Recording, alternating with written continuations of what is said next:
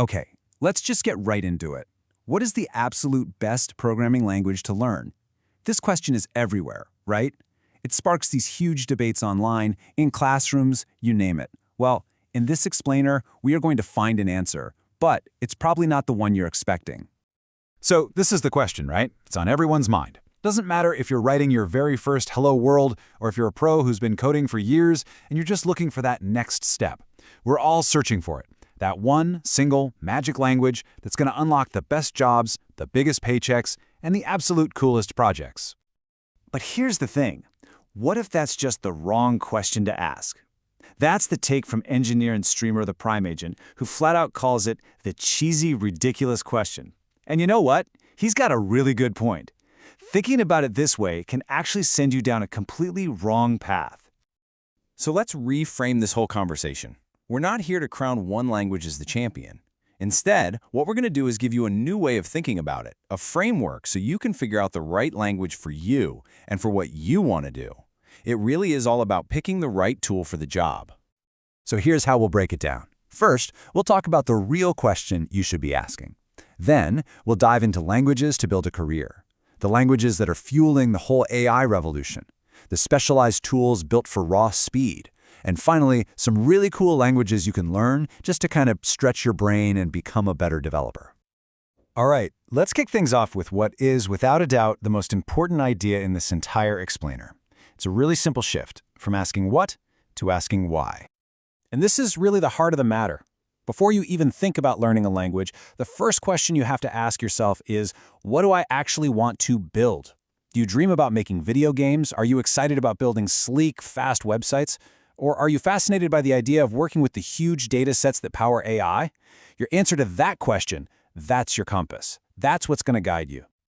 Okay, so with that new mindset, let's tackle the first big goal. Let's say your answer is simple. I want a great, stable, high-paying job in the tech industry. Awesome.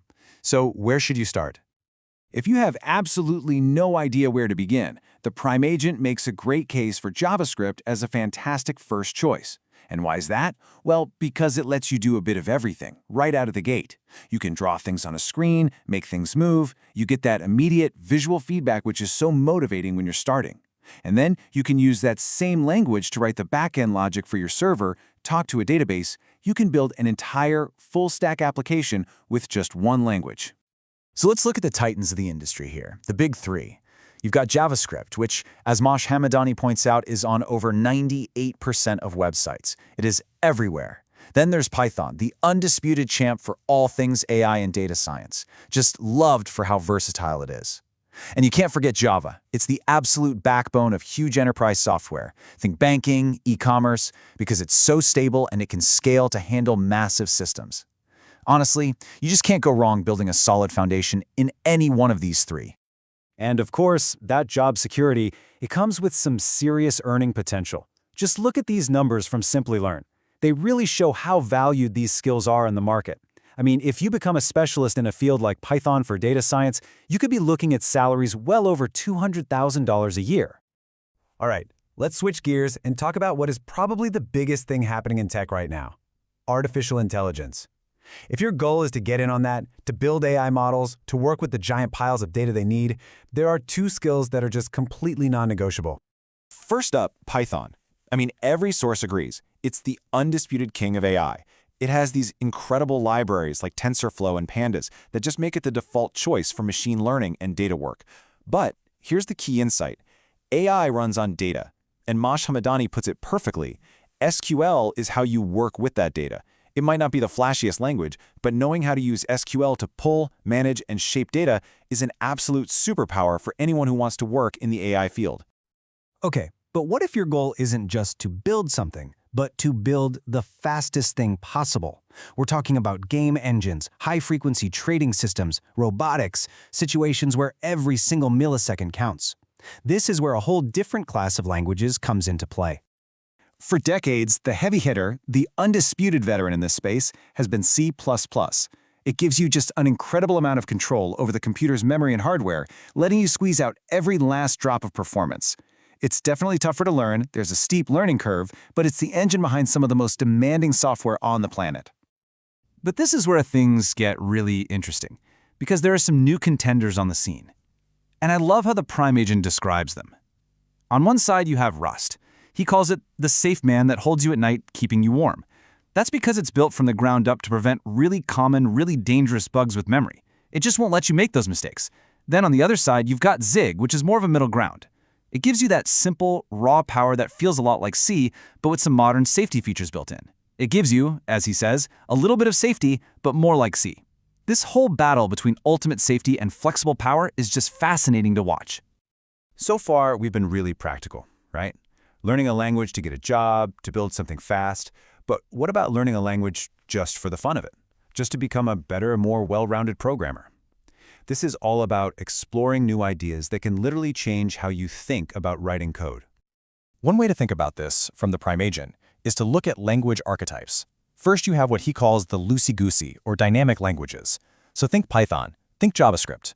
With these, you can get your ideas into code super fast without having to worry so much about strict data types. They're amazing for getting a project up and running quickly. And on the complete other end of the spectrum, you have these strict or static languages, like Go or Rust. Here, the language forces you to be super explicit about what kind of data you're working with.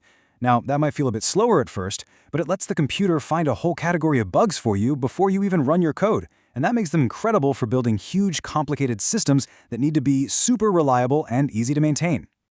And then you have languages you might learn just because they're interesting. The Prime Agent lists off ones like Elixir, OCaml, and Clojure. You probably won't use these at your day job, but learning them can introduce you to totally new ways of solving problems, like functional programming.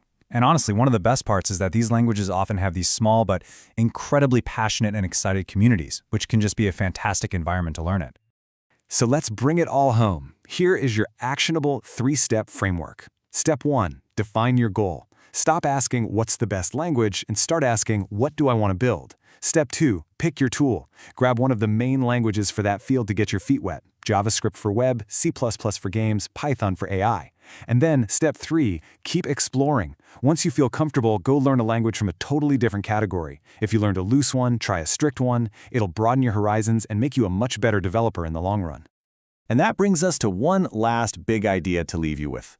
We're living in this crazy time where AI is getting unbelievably good at writing code for us. So as we look ahead to 2025 and beyond, what skill do you think becomes more valuable? Is it mastering the deep, nitty-gritty syntax of one single language? Or is it developing the wisdom to know which language, which tool, is the right one to pick for the job in the first place? It's definitely something to think about.